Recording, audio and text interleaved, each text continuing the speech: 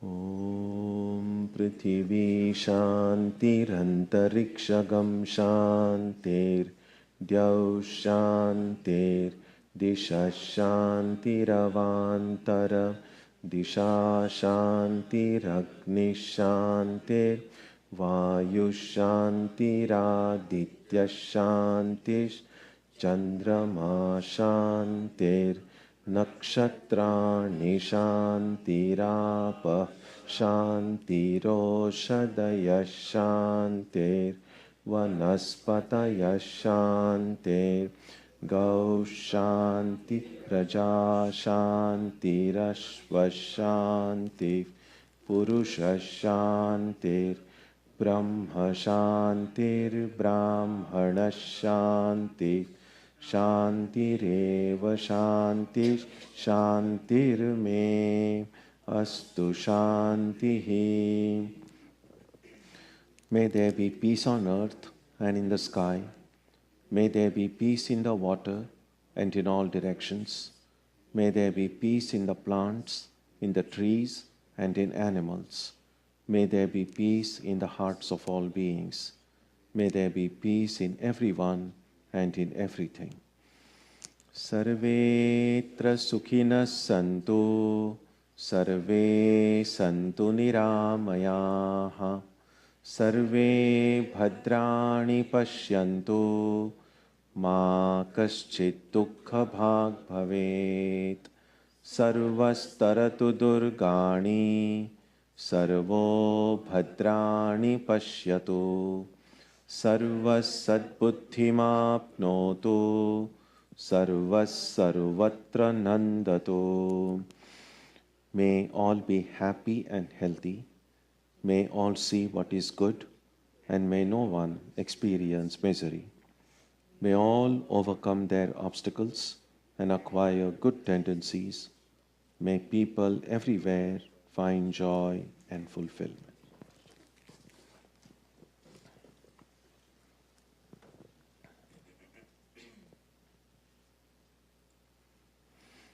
Let us now spend some time touching the center of peace and joy in our hearts.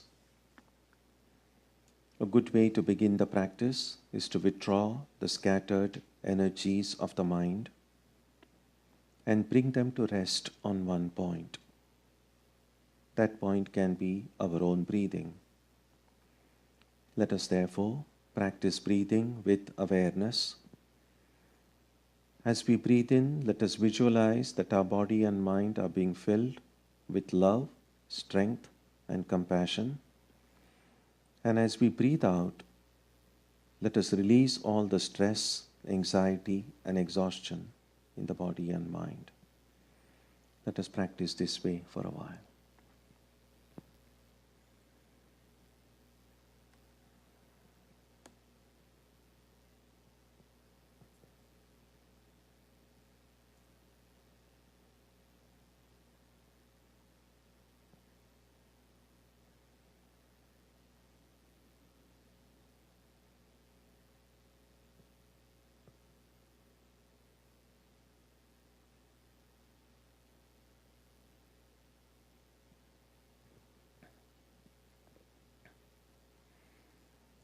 Let us now turn our attention to the region of our heart. Although God is present everywhere and in everyone, the divine presence can be felt most clearly in our own hearts. We can meditate in any way we have been taught.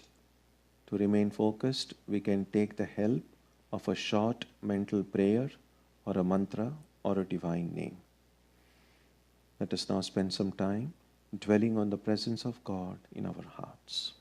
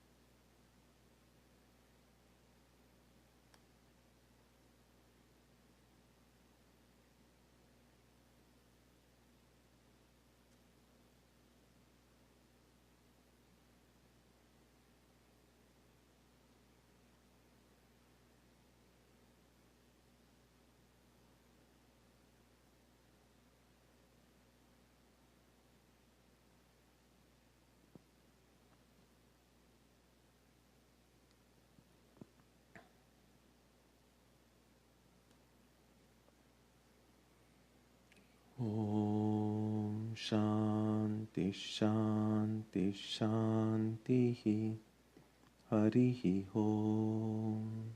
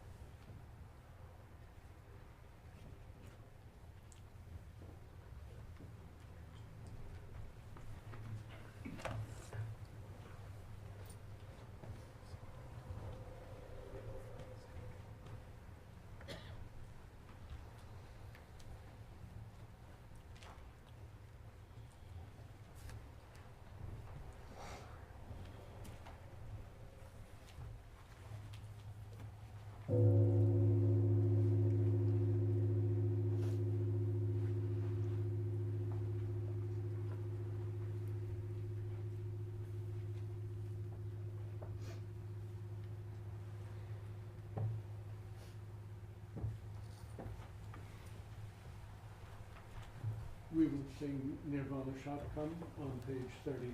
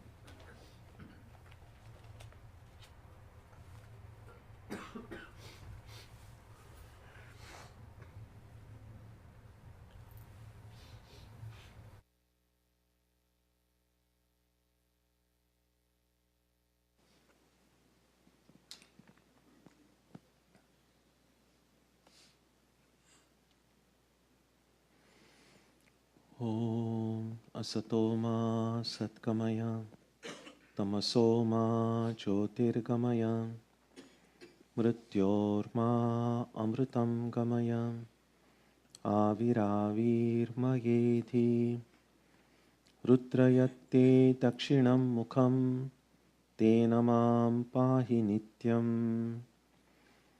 May the Divine lead us from the unreal to the real, from darkness to light, from death to immortality. May the Divine Consciousness fill our hearts and protect us.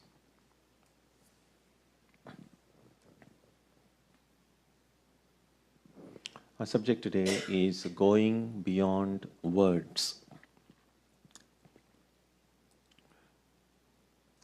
The importance of words in daily life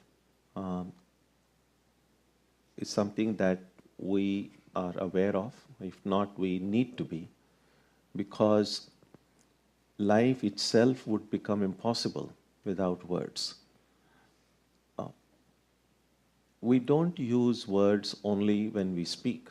We even think. Even for thinking, we think through words. Even if no words are uttered loudly, in our mind, when we are thinking through words. In fact, we even think in a particular language.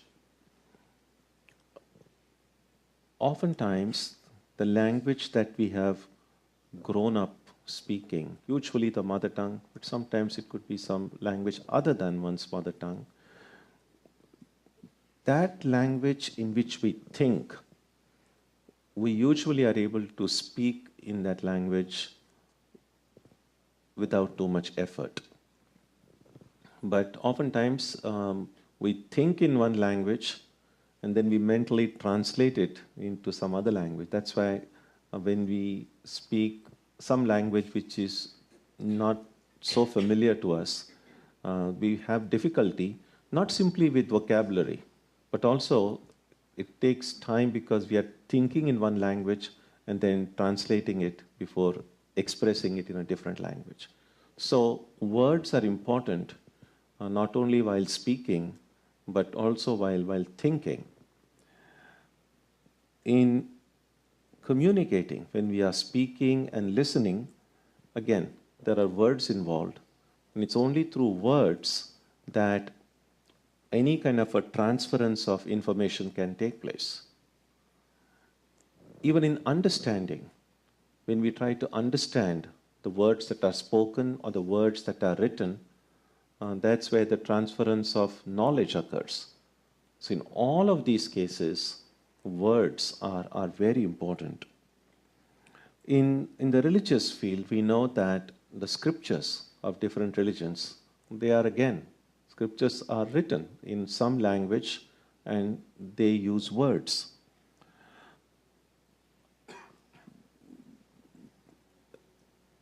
The word in the Vedas, for instance,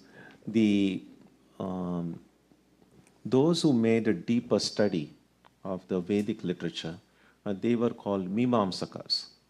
They analyzed the Vedic texts very carefully. And they said that the sound of the word, so when we utter a word, a certain sound is produced. So they said that all the power of the word was embedded in the sound that was produced when we uttered that word. And which is why the exactness of the Vedic literature. Now, it's not easy to keep a text unchanged if it has been passed from one generation to the next orally. A written word more or less can remain. In the early days, before this offset printing came, when they had this, I think it was called hot metal press, where every letter had to be composed. Sometimes, if the proofreaders were not very careful, things might get changed unintentionally. But nowadays, if you want to print something, you just photograph it. If your original manuscript is perfect, then the final product will remain unchanged as well. But when the text is passed orally, then keeping that exactness can be difficult.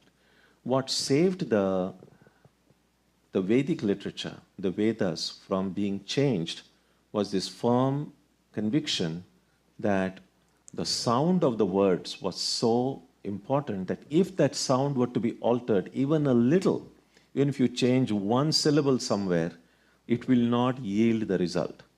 And because of that, no one dared to edit the Vedas or to condense them or to modify them in some way. And so that part of the tradition, believing in the sound of the Vedas being important, in fact, they went to the extent of saying, even if you don't understand the meaning of the words, just the sound itself will produce the desired effect. Now, Vedanta students accept the ultimate authority of the Vedas, and primarily the Upanishads, which contain the philosophical portion of the Vedas, in matters that transcend the senses. In Sanskrit, they use the term atindriya vishaya. Indriya is the senses. Atindriya vishaya means that all the matters which cannot be grasped through the senses, then the scripture becomes our authority. However, in Vedanta, we see all scriptures, especially the Upanishads, as a collection, a repository of all the spiritual experiences. And all of these experiences are seen as verifiable and duplicable. It's not something that, oh, those great sages had at one time, and now we just have to believe in it and just worship it. That's not the Vedantic idea. The Vedantic idea is that, yes, those are the collection of experiences that they had, but that they are valid today, that they are relevant today because all of those experiences can be verified by our own experience, and all of those experiences are duplicable. So when Ramakrishna said that he had experienced God, he did not say that now you just believe in it. What he said was, I have seen God, you can see God too. So every one of us has that capacity to experience that highest. Creation itself is said to have begun with words. In the Genesis, we read in the beginning, the way it's described, when the Lord said, God said, let there be light, and there was light. And let there be this, and how mountains, rivers, and the whole creation started. The idea was when God created this universe. Now, if I have to make a clay pot, let's say, or a clay jar, well, first thing I need to collect the material for it, and fashion it into some form. Now, when God created the universe, where did the material come from? Where was all this matter when this whole material universe had to be created? And the scripture simply says that God was, what they say is Satya Sankalpa. Satya Sankalpa means all that God, because God alone existed, all that God had to do was just utter the word. And the word, when God uttered the word, a sound was produced. And the word, the sound, and then the related object came into being. And so that's a whole science by itself about the relationship between the word, the sound, and the object. For instance, a table. Now, table is a word. When I utter the word table, some sound is produced, and immediately some form of table comes before our mind's eye. And so they've done a lot of study about how these three are related, the word, the sound, and the object. In fact, in Sanskrit, the word for object is padartha. Padartha, actually, if you go to the literal meaning, pada means a word. Artha means a meaning. So literally, an object is nothing but a word meaning. So the word table has some meaning in it, and that meaning is this object right in front of us. So that's the word meaning of the word padartha in Sanskrit. So that words are important in our daily life is something we can understand in many different ways.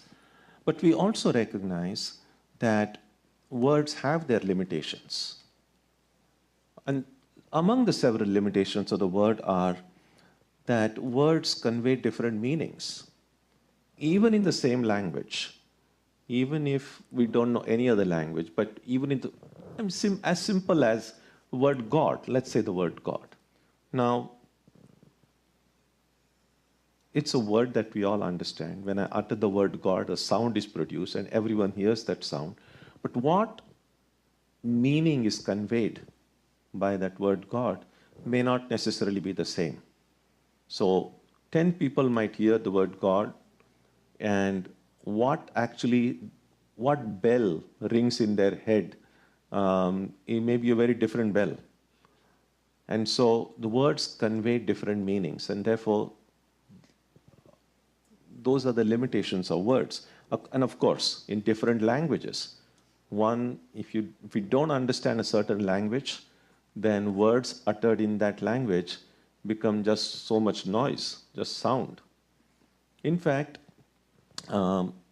just a few days ago, someone asked me this question about, what do you think about interfaith? What do you think about the presence of many religions?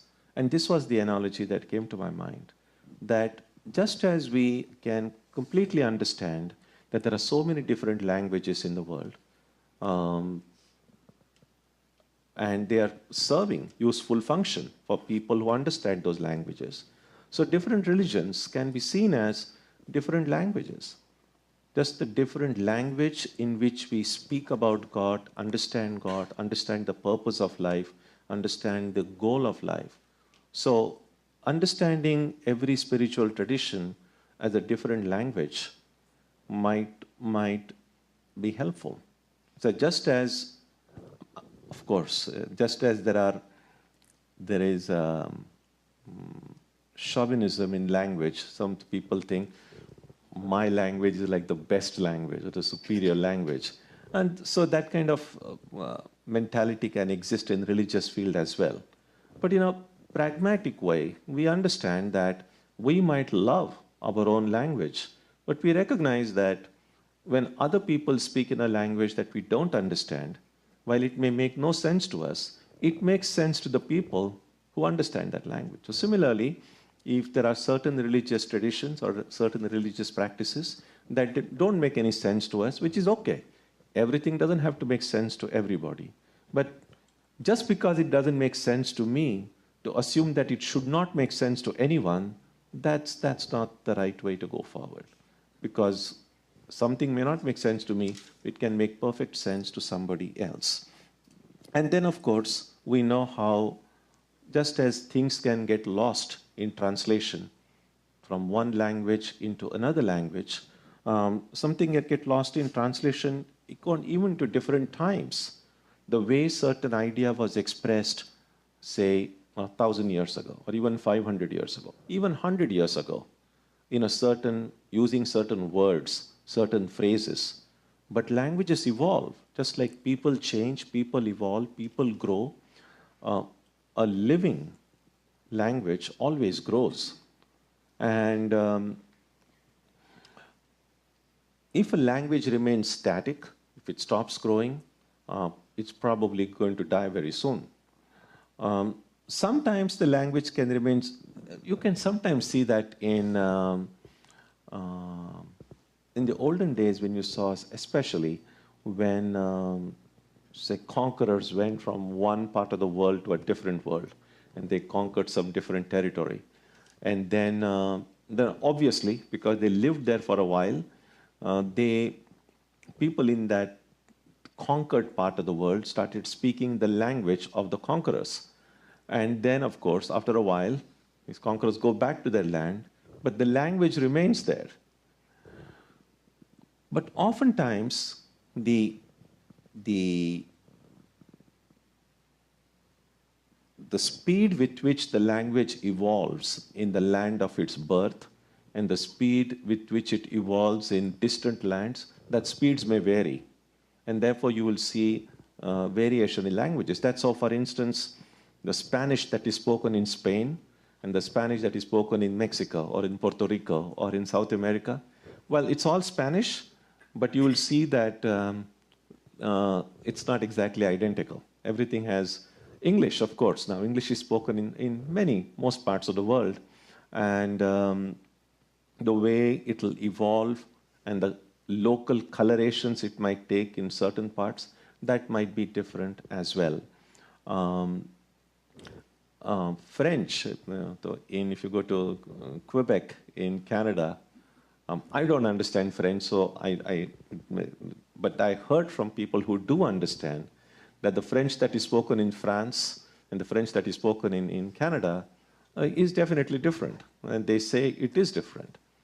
So it's good to remember that even space, time, all of these things will change the way language evolves and the way the words are used, even if they're used in the same language. In addition to all of these limitations, words, what is conveyed by the words also depends on the mental state of the listener.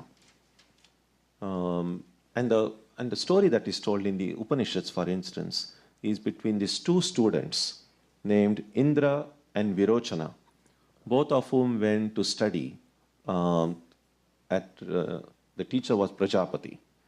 And the teacher gave them a lesson. And so the teacher was teaching them, of course, in Vedanta. And so when they're speaking about that highest reality, what is the truth?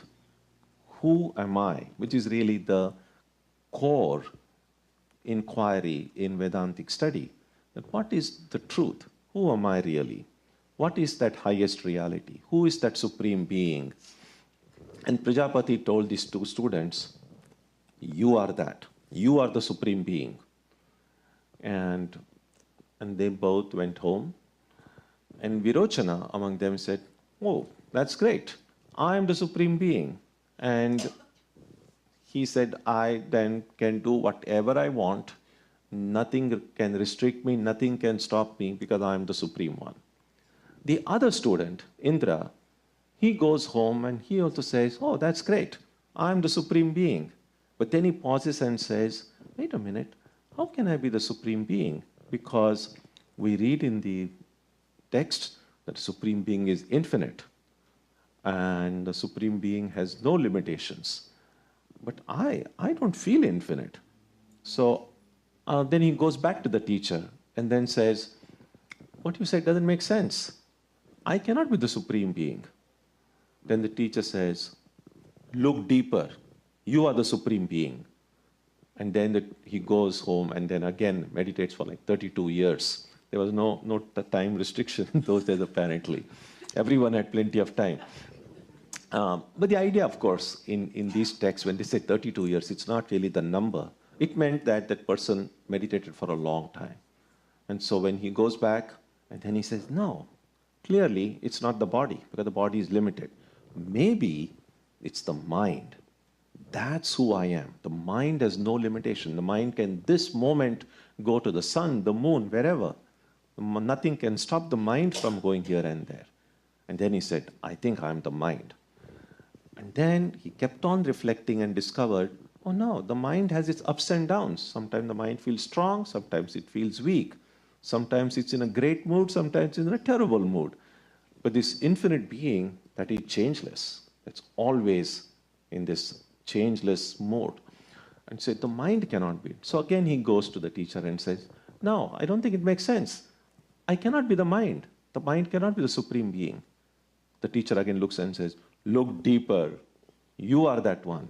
Again he goes. So this way goes on meditating. I cannot be the mind. In fact, that was the opening song that we do, Nirvana Shatakam. I'm not the body, I'm not the mind, and so on. Not the ego, not this. And finally, he arrives at that thing, that I'm this Atman. Shivoham, Shivoham, I'm the supreme being. So he understands the real meaning of the term being a supreme being. Now, the words that were conveyed by the teacher were really not different. All that the teacher told the two students was, you are the supreme being. But accepting those words at the face value, this Virochana came to a completely different conclusion. But this Indra, the other student, looked deeper at those and came at a very different conclusion. So words therefore have layers of meaning. And that's why a repeated study of scripture is always recommended. We can never, and that's why I say, sometimes people say, if you have read the Gita or studied it and say, oh, I finished the Gita. No, we can never finish it. We can never finish the Gita anytime, unless or until we have become enlightened. It's a little bit like they tell the story of some party somewhere, and a very well-known astronomer, who had even got a big Nobel Prize or something, had arrived. And he was sitting at the party, and just sitting next to him was a 12-year-old girl studying in school. And so when the dinner started, and so she asked this person next, so what do you do? And he was very polite, and so he looked at the little girl and said, I study astronomy. And then this girl said, you still study astronomy? We finished ours last semester. So you can never really finish astronomy. So in the same way, you can never really finish the Gita or finish anything. And the reason we say that is because that every time we read, even when we read Ramakrishna's words, or Holy Mother's words, Swami Vivekananda's words, one reading is never enough. That when we read, a certain meaning comes to us from the words. But we keep on reading. And we will discover that as we evolve, as our understanding deepens, I like to think about the windshield when we are driving and the windshield becomes foggy, then we are not able to see things clearly. So similarly, our mind has not become, the windshield of our mind has not become clear yet. And that's why we make mistakes. That's why oftentimes we don't know what's ahead of us. And the goal is to clear that windshield of the mind. And so gradually, progressively, as that mind becomes clearer and clearer and clearer, and we read the same text, and then we begin to see the deeper meaning underlying that. One of my well-known recollections about this was one of our very elderly Swamis. Some of you may have probably heard him or even heard about him. His name was Swami Ranganathanandaji. He was a president of the order at one point, and he preached Vedanta all over the world. He went several times. He's visited Boston many times as well. So this happened sometime in the mid-80s. I was in India that time, in Chennai, in southern India. And Swamiji was in Hyderabad. And so one day he came to the Chennai to give a lecture in the city. And so we received him at the center. And as soon as he came, many of us younger monks went to pay our respects. We did pranam to him. And then he said, look what Swamiji said. And so he quoted a few words from Swamiji I think in Swami Vivekananda's conversations in one place. Swami Vivekananda said that, these are the words, do you think these children of Ramakrishna are born to sit under trees and light dhuni fires? No, the world will know from them how to work. And so he said that, and he was very, very inspiring. And so that was very nice to hear him quote those words. And then after the evening arati, and at the dinner time, after dinner the monks sit together and we have a reading and discussion. And that time, he again quoted those words of Swamiji, which was also nice, but we thought, well, we just heard about it just 3 or 4 hours before. And then afterwards, I escorted him to his room, and then I helped set up the room for him to go to sleep. And as I was about to leave, he once again mentioned that same quote. And that was already like 3 or 4 times within that one evening. And I was a little close to him, so I dared to ask him. I just told him, I said, Maharaj, since this evening, You have quoted this 4 times. So, and then he smiled, and then he said this is the important, this is the reason I'm telling you this story was, so he said he was waiting at the Hyderabad airport, waiting for the flight. And so while he was waiting, he had this Swamiji's complete works with him. He opened it, and he read this. And he said, as he read those words, he said it's as if the words leapt from that. He just felt like, wow, what a statement, that the world will learn from them how to work. And therefore he said, I'm still so awed by the words that I just feel like repeating it. And then he said this. He said, those are the words this was not the first time I was reading it. He said, I probably had read those words 1,000 times before. But as I sat on the airport and I had read the impact that those 2 sentences had on me, I didn't feel that way in the 1,000 readings I had done before. And that time he then mentioned how only when we are ready for a certain message or a certain, when the right time comes, the words will suddenly leap out of the pages and then come at us. And if that can happen to someone, such an enlightened being like him, we can be certain that how important it is for all of us to never just read it once and think, oh, it's finished. And that is what is meant by saying that we need to look deeply. And that's what this Indra, the student, in this story of Indra and Virochana did. That when he received instructions from the teacher, he didn't just take it superficially. He reflected deeply, deeply, and then the deeper meaning came. There's another one interesting story about a saint by name Lal Baba in Bengal. And so he was a wealthy man, and one day evening he was going for a walk. And the story is that while he was walking along the Ganges, the river, and he heard a little girl. She was probably 12 or 13. She was the daughter of a washerman. Now, oftentimes in India, these washermen will wash their clothes on the bank of a river and then lay it out for drying. So sometimes what they use for cleaning these clothes, kind of a homemade, like a dye or a soap, was actually the banana tree, and I think it's the stem of the banana tree. That is often dried and then burnt, and those ashes of that are apparently very useful, either in cleaning or something. I don't know the details, but that's essentially what they do. Now in Bengali, for that they call basuna. Basuna is the stems of the banana tree, which are burnt and then used for this thing. And so they say, and then the girl asks, in Bengali she asked, when are we going to burn these basunas? Because in order to prepare that powder for cooking. Now the basuna also has one other meaning in Bengali, which means desires. So this little girl was actually asking her dad, when are they going to prepare that powder or that ashes for washing? But this man who was passing by, he heard those words, but he understood it in a different context, of course.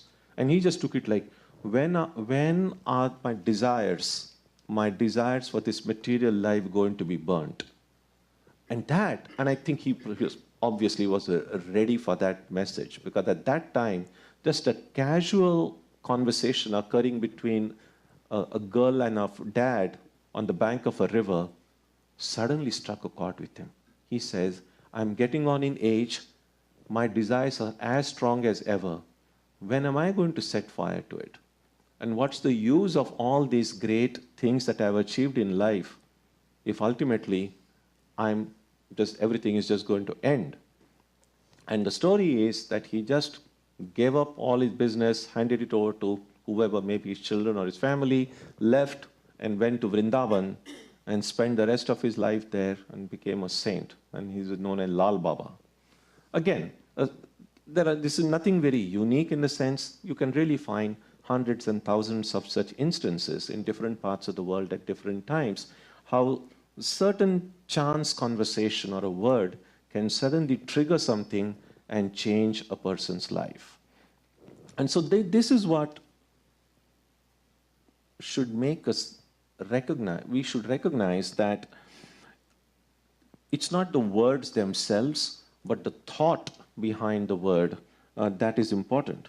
Words are gross, they are sthula, and the thought is more subtle, that is sukshma. And what in Vedanta they say, as you think, so you become. So we have to be careful about how we think. Now what we think is just going on in our own heads. And we think that, most of us think that it really doesn't matter what I think, because nobody really knows what's going on inside my head. So long as I'm careful about what is visible to the world. The world can see how I'm dressed, the world can see how I speak. So if I'm polite, if I use good words, sweet words, and if I'm presentable, it doesn't matter what's going on inside me. But actually that's not true. That we can have this kind of a public persona, some of that part of my personality which the world can see, and my own inner persona which only I'm aware of. And a lot of exhaustion and stress that people feel at the end of the day is trying to keep these two personas apart. Because oftentimes people don't feel free letting everyone know what's going on inside. So it's a little bit like if we are too lazy, or if we don't have time to keep our entire house clean, then at least what we will do is only that part of the house where visitors come in to keep it clean. And it doesn't matter then, your basement or your garage or whatever, where no one goes, can remain. Now, something like that can happen. So only that part of me which is visible to the world, I can keep it very presentable and then not worry. Unfortunately, that keeping that separation is not always possible, in the sense that at some unguarded moments, the inner person will come out. That can sometimes happen when people become a little tipsy or something, then there are these sensors don't work anymore. And then sometimes people like, oh my God, who is this person? Or it can happen in many, many different ways. But even if no matter how careful we are, sooner or later, what is inside is going to come outside. Sooner or later, if I don't clean my basement and garage, sooner or later, how much can I, unless I put them in kind of an airtight container. Otherwise, it's the stench and the stink is going to come if I don't clean it, even if I don't allow anybody to go there. And that can happen in our own lives as well. Once when I was editing the journal in India, so I wrote one piece called the unused mirror. The unused mirror, the idea was that the mind is a mirror. If we can look deeply inside our own mind, we'll be able to see ourselves. And so on. So that was the title. And so while we were getting it ready for publication, an idea came and said, but since there is a mirror in the title of the piece, and the topic was also about how the mirror can be the mind can be a mirror of ourselves. So what we did intentionally was, the first page of that editorial was printed a mirror. We printed a mirror image of it. And the idea was that, well, if you want to read it, then you will have to hold it before a mirror and read it. And I had thought it would be pretty obvious to people. Unfortunately, afterwards, I got so many, it was pre-email days, so regular letters saying, oh, tell your printing press to be more careful. The one was printed reverse. And then someone wrote saying that, oh, I was just holding this magazine in front of my mirror in my bathroom, and someone passing by thought I was completely crazy. But when we speak about authenticity, authenticity would really mean harmony between how I think and what I speak. That would be an authentic life. So the more we keep my thinking and my speaking different, so my words, if they are not backed by my thinking, they will be hollow. They will not make any impact on anyone. But you will see, if the words are backed up by a thought, thoughts are more powerful than words. And that's why I often say that even when we say thank you, well, they are just words. Now, thank you has become just a part of a social ritual, and we say thank you and good morning and love you all the time. But when you say thank you, and if those two words are uttered with a heart truly filled with gratitude, then those words are going to sound different. Those words, they will have a different impact on the listener if I say thank you with a truly heart filled with gratitude. Or if when I wish someone good morning, am I really feeling like, I really hope you have a good morning today?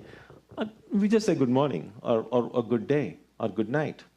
Again, even those things, if I say it with a truly meaning what I said, they're going to sound different. And so the thought behind the words is important. And finally, action. Because one of the primary causes of stress in life is that these three things, thoughts, words, and actions, pull us in different directions. We think in one way, we say something else, and in practice we do yet something else. So it's almost like if I'm tied with 3 ropes and 3 people are pulling me in 3 different directions, it's going to be stressful. It's not going to be a very good experience. But that's what is happening internally to us. And therefore, Sri Ramakrishna said that the more our thoughts, words, and actions come together, the more harmonious our life will be, and the quicker our spiritual progress will be. Because if we want to lead spiritual lives, then our thoughts, words, and actions have to be in harmony. They can't go their different ways.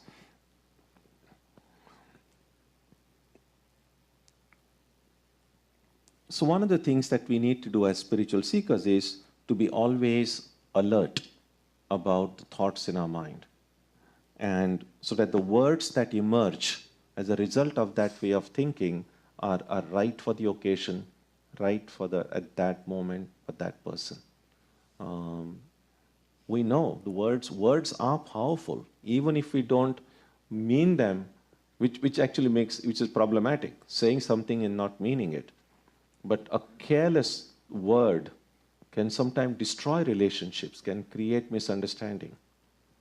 And so we have to be very careful of how we use words. And that care becomes much easier if I think in a right way. So if right thinking will lead to right speech, and that then will lead to right action.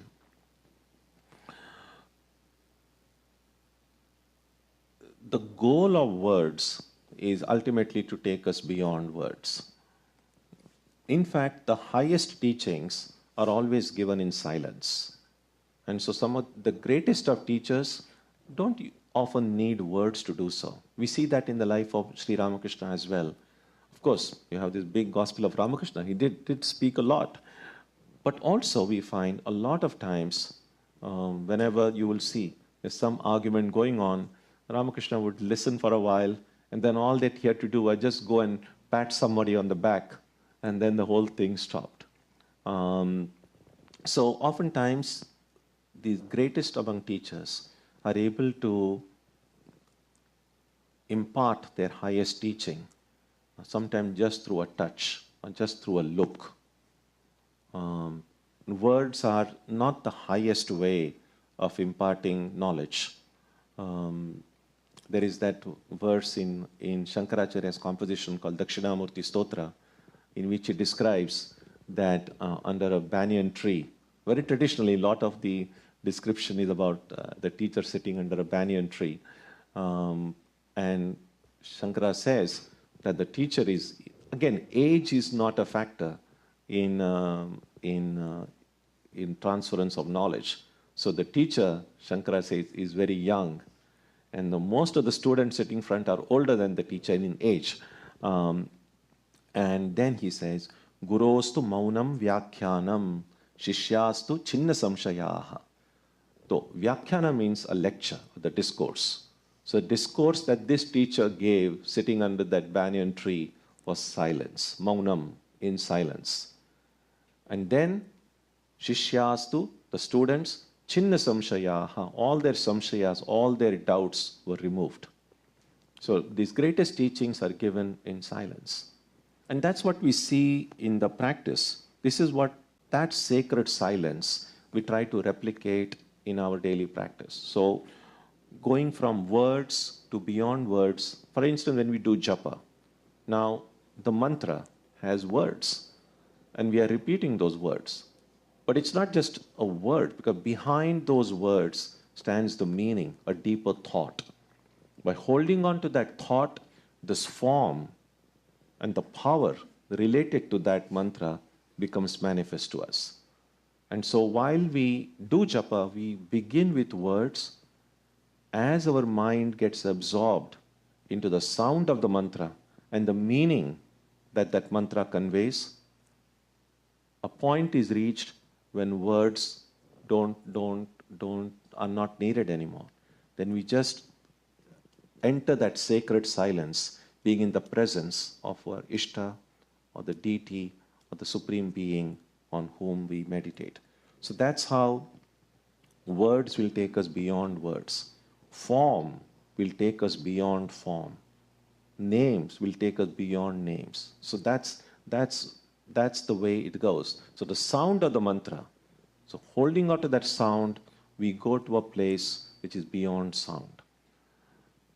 And that's why Holy Mother often stressed the importance of japa. She used to say, japat siddhihi, that highest enlightenment can simply come by holding on to this prayer or this mantra, the sound and the name of God, which will take us to that. So the goal, therefore, is to go beyond words. And there are lots of ideas, thoughts connected with this, the role of words, how we should use them, how we should deal with them, and how those words, used intelligently, used wisely, can free us from everything that bothers us. All the stress, anxiety, fear, just the existential experience of just this human condition, all of that can be overcome if we learn to use the power of words in an intelligent way.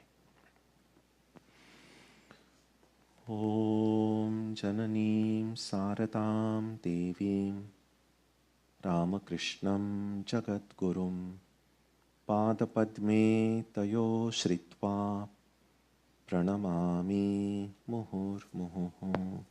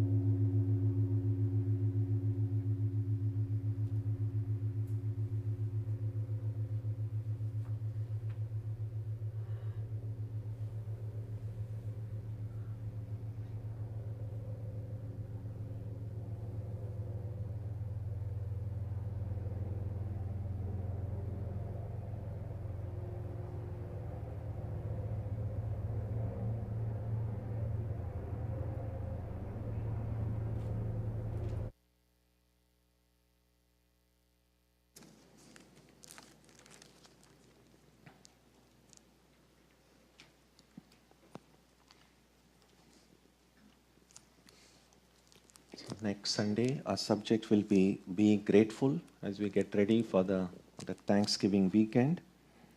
So we will have the meditation as usual on Tuesday, but because many of you are going to be away or getting ready for the Thanksgiving, so we will not have the Wednesday class on the Kathopanishad, and we will not have the Saturday meditation as well.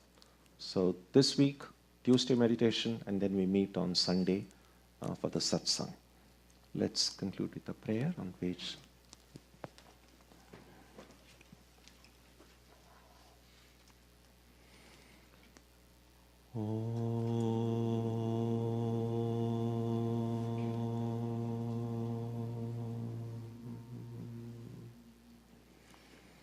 May the Divine Being, who is the Father in heaven of the Christians, Holy One of the Jewish faith, Allah of the Muslims, Buddha of the Buddhists, Tao of the Taoists, Ahura Mazda of the Zoroastrians, the Great Spirit of the Native Americans, and Brahman of the Hindus, lead us from the unreal to the real, from darkness to light, from death to immortality.